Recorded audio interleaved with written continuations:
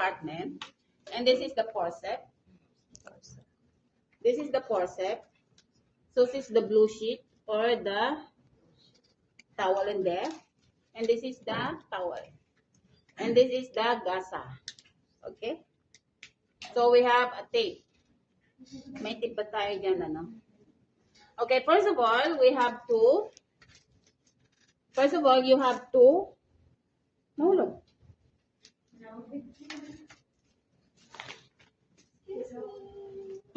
we have to put some distilled water. That is the distilled water, yeah.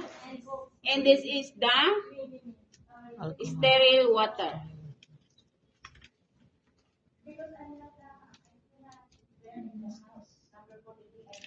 Okay.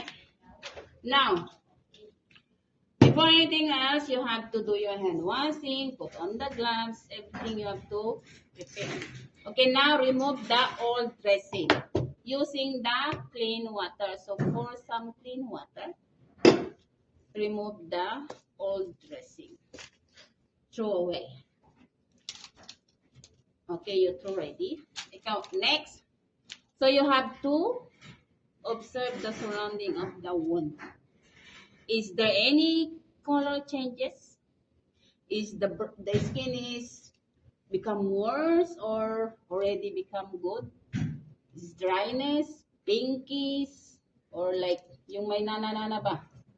Yellowish or something, or white? You can observe the skin.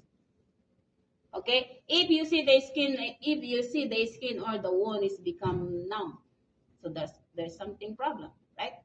Okay, so all you need to do is clean. Okay, first you have to put on all the cotton balls on the sterile water. Why sterile water? Why sterile water? Because the blood. It kills the germs. Squeeze all the excess water of the sterile water.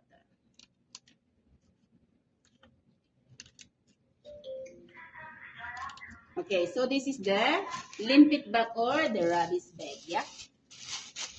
Okay, now you have to clean the skin or the wound already. So first of all, from outer, the wound you have to clean. Throw. Do not repeat like that. Just clean the wound in circular motion once. Okay.